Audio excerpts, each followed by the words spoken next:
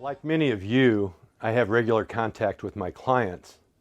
This January, my clients Mark and Michelle came into my office for a review. And we noted as we reviewed their financial information that one of their accounts had exceeded $1 million. And we had fun with that, even though it's not quite time for them to retire. And there was a little bit of backslapping and credit being taken by them and by myself. Fast forward 2 months later, in March of this year, and I got a call from Mark. And Mark said, hey, we're just about ready to leave on spring break.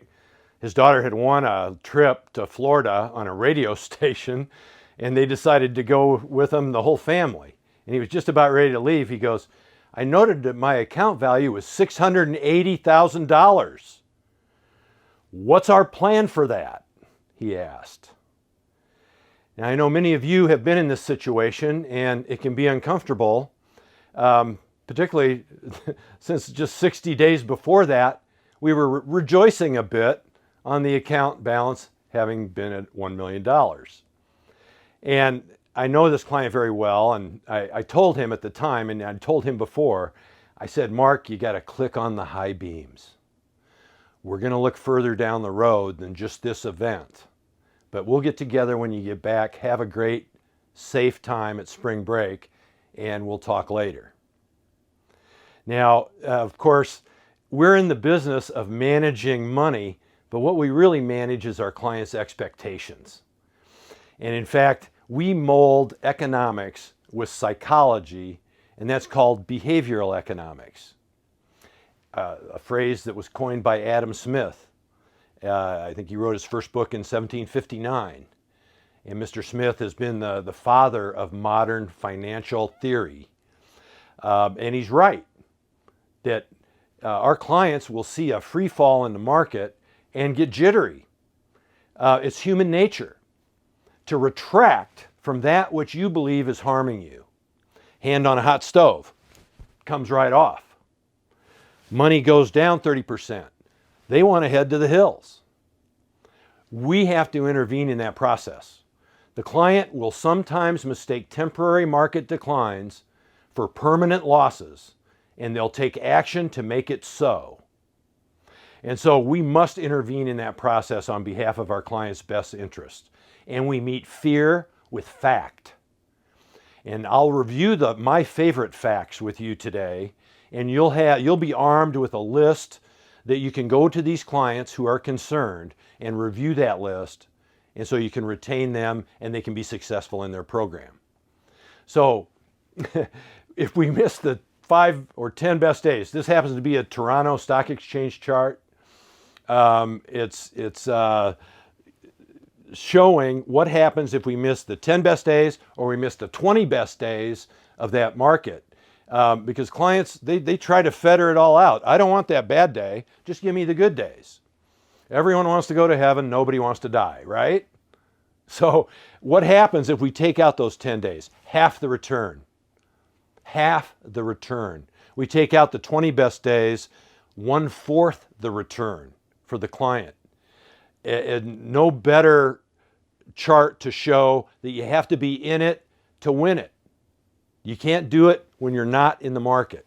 And so for those core assets that our client has dedicated to equities, we need to have, that needs to be very sticky for them.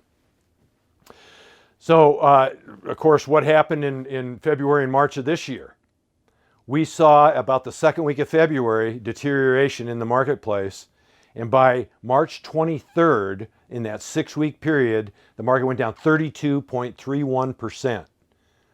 The Dow Jones, Toronto Exchange, no one was immune. North America got hit. The world got hit with that dip, that coronavirus dip. Now, we all know that it has since come back, but as they mostly do. We'll talk about that in a minute. And people say we haven't been through this before. We have been through it before. In 1917, the Spanish flu epidemic, which really wasn't from Spain at all. In fact, the epidemiologists tell us that it started in Fort Riley, Kansas, and that during World War I, those soldiers were being trained. They got shipped out to Europe. They got shipped out all over the world, actually. And that also inspired a deepening of the pandemic worldwide. So it has happened before. We can take a look at how the market behaved during that period of time. What happened after? What can we expect?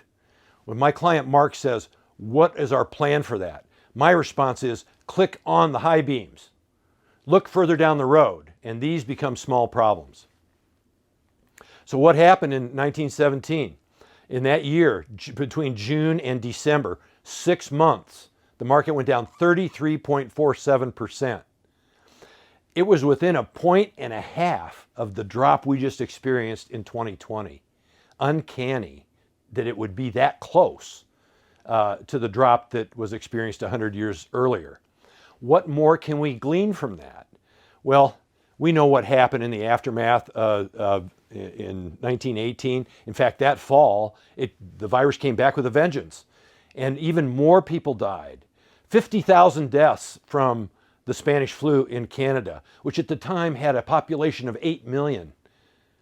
The United States, about 110 million people in the United States at that time. Upwards of 500,000 people perished. And this was not positive news. They didn't know what was causing it. They thought that perhaps Germany had something to do with it, our foes in the war, World War I. They just didn't know. Bacteria wasn't known then. There was no medication that could help these people. And so there was a lot of differences, but we're looking at the similarities, because after that recovered, it went into a sawtooth pattern, but then shot off to new highs and went up before the end of that following year over 40%. I think that from trough to peak, our gain has been about that too. So we are reliving it, although it's compressed. What took 6 months then took 6 weeks today. And so we really are on a much different timeline with a similar problem.